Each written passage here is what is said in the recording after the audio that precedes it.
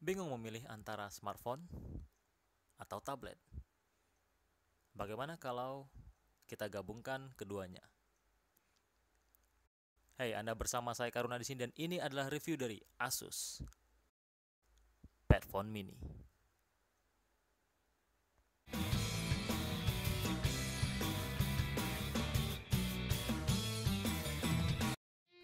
Terdiri dari dua perangkat. Bagian pertama dari Padfone ini yaitu smartphone-nya mengingatkan saya pada jajaran Zenfone yang diluncurkan oleh Asus pada awal tahun ini, terutama Zenfone 4. Pada bagian bawah terdapat port konektor khusus untuk menghubungkan dengan tabletnya. Sementara di sisi kanan terdapat tombol power dan volume rocker. Tombol beraksen metal ini memiliki respon klik yang baik terutama untuk volumenya, namun sayangnya tidak demikian untuk tombol powernya. Tombol power ini justru terasa kurang baik dan Anda harus menekannya lebih kuat untuk mendapatkan respon.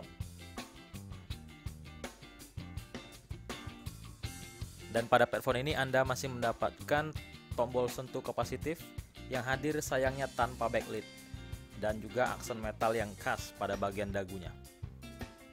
Headphone jack berada di sisi atas dengan port micro USB yang ditempatkan di sisi kanan. Sementara di bagian belakang terdapat kamera 8 megapiksel dengan speaker grill yang berada di sebelahnya. Casing Padfone Mini ini masih dapat dibuka dan di dalamnya akan ditemukan dua buah slot SIM card dalam format micro SIM. Lalu juga ada slot micro SD yang berada di sebelah kamera.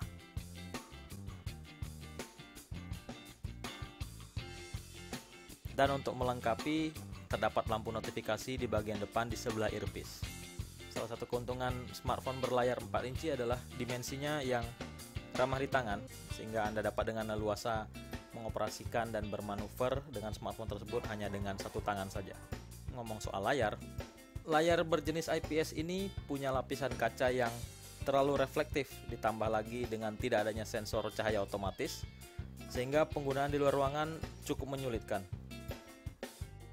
Resolusinya sendiri termasuk rendah, 854x480, namun masih menampilkan ketajaman yang terbilang oke, dengan viewing angle yang cukup baik mengingat jenis layar IPS, dan Anda tidak akan menemukan kontras tinggi atau saturasi warna ala layar AMOLED, tapi secara keseluruhan layar ini terbilang cukup bagus.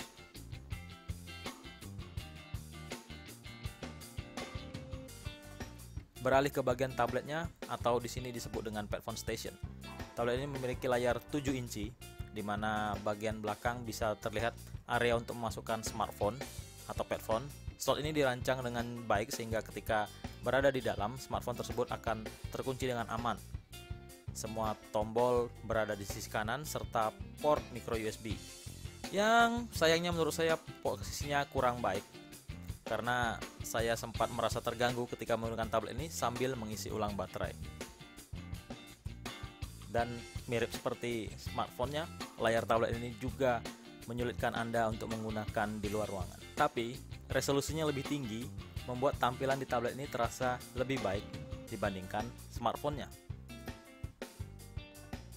Sebagai perangkat hybrid, Padfone Mini berusaha mengedepankan pengalaman yang berbeda untuk pengguna.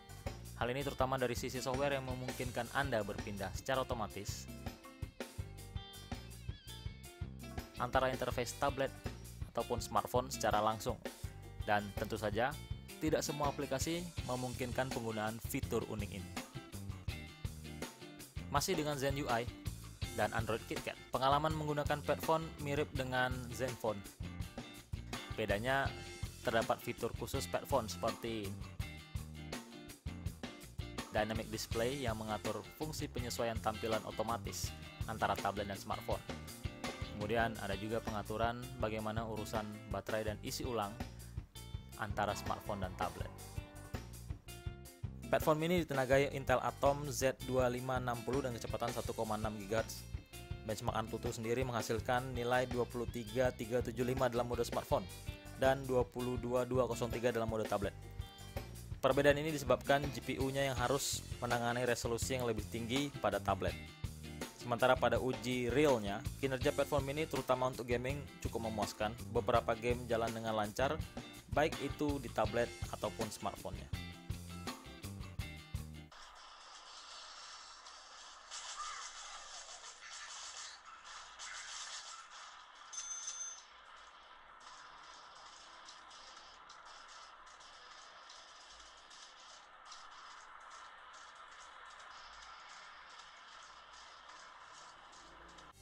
Salah satu kelebihan menggunakan Padfone dalam mode tablet adalah Anda akan mendapatkan speaker ekstra sehingga output suara atau audio menjadi stereo.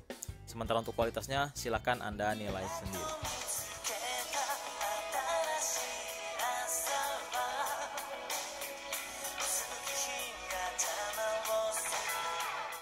Padfone Mini memiliki kamera 8 megapiksel yang dilengkapi dengan sejumlah mode yang cukup banyak, baik untuk foto ataupun video.